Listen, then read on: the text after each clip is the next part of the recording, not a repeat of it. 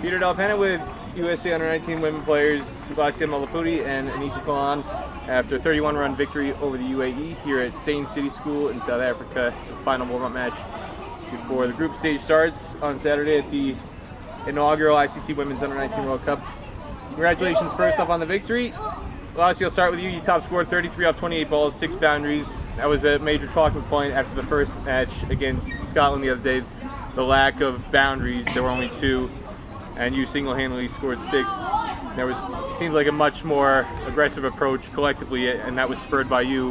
What was said in between Scotland, the loss to Scotland, and today to help bring this performance out of you personally and the team as a whole? I don't think it was anything that was said. I think all the batters and especially openers knew what we wanted to do, and even during Scotland we knew what our goal was for power play, and I think today it was just after getting that loss we knew that we had to step it up, and I knew that I had to take it in my hands and bring it up. Overall, what is the team philosophy in terms of how to approach the power play?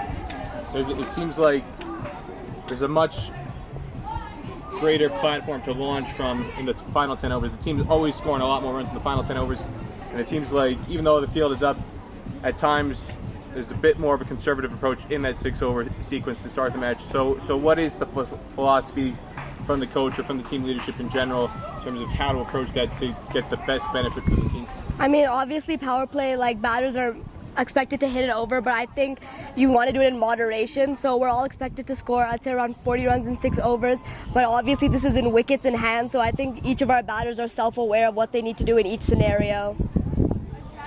Anika, coming off first ball duck, the only way to go is up. Yep. Today's game, when you did that, 31 not out off 28. So for you, what was the key to your success today coming off that? I think especially because of the performance that I had against Scotland, as you said, the duck first ball. I think that, yes, like you said, the only way to go was up. And I think the most important thing to do when you get into a scenario like that is just to forget about it, because if you keep dwelling on it in the past, and that's something I've learned in the UAE qualifiers as well, I had a lot of missed opportunities, and the only way to come back from that was to just forget about it, move on, play the next ball. You can't live in fear, you can't play in the past. So I think that's the mind tweak that I made. You were at the non-strikers end when the carnage happened in the 20th over, 4 wickets fell, including the hat trick by Samira Darnadaka. Watching her operate and have all 4 wickets that fell clean bowled, even though it was on the opposite side, what stood out to you and impressed you about how she approached her death bowling? I think the most important thing for death bowling is consistency, and Samara executed that really well. As each wicket fell in, I just kept on telling the batter what she was doing, and she executed that perfectly, but got the wicket as well, which I didn't love, but props to her for that. She bowled in really well. In the chase, the team was put under pressure immediately by Steyn City. She's had a big reputation, not just at under-19 level, but at senior level, developed over the last year or so. And when she was at the crease, it looked like you guys were in a lot of trouble, and then you got her out first ball to 6th over, and that changed the entire match. What is it like? Let me ask you to start off with, Laasya. When she is in that mode and attacking in the way she is, what is the mentality like in the field?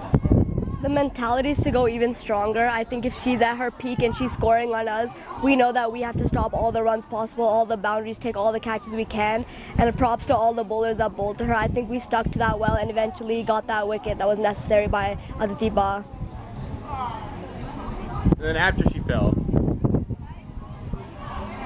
the run rate came down dramatically. 44 in the first half, 5 overs, 47 runs total across the final 15 overs. No boundaries across the final 8 overs of the match. The spinners in particular were really, really strong, whether it was Ritu, Sai, Aditi, Bhumika. Collectively, the spinners were outstanding. Anika, you were behind the stumps for the second 10 overs in the chase. Pooja Ganesh started as keeper for the first 10. You split for being the warm-up match. From your perspective, behind the stumps, why do you feel the spinners were so successful today? I think especially because the pitch conditions, it kind of skids onto you and it stays really low. So I think the pitch did come in play. Also on this pitch, as compared to the other pitches we've played on, this one has a bit more turn to it. So I think that's what helped us a lot. And I think props to Geets for the field placement, props to all the fielders for doing really well. But after Tirtha got out, we really tried to like squeeze the batters even more, not let any singles or any doubles spill out. So I think it was just a combined effort, and that's why the run rate just dropped so dramatically and ended up with the victory.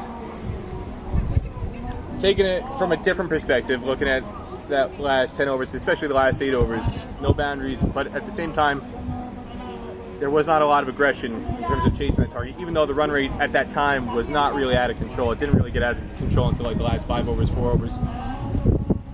Did you feel, let me ask you first, Laasya, and then you, Anika, same question. Did you feel you were put under enough pressure in that last 10 overs to simulate what you expect to encounter in the group stage against Sri Lanka to start off with, and then Australia and Bangladesh? I actually believe that T20 is just a different time every single game, so I'm not completely sure what to expect from every single game. We go in with the same amount of pressure, I think, at every point, whether Tirtha was hitting us at the beginning or at the end. We kind of feel the same pressure because we know T20s can go either way for us, no matter who we play, no matter what point the overs are. So I think it was a good simulation for us, but I think T20s can go either way, pressure or not. Yeah, I would have to agree with Laasya on this one. T20s, there's just a lot of things that can occur in just like this one in this one format. So yeah, I disagree with her. Yeah. One more question, just in general. I'll ask you both again, one at a time. Same question. This Steyn City School, Yeah. very gorgeous setting. St. Stithians as well was very beautiful in a unique way, completely different, but have lots of beautiful surroundings.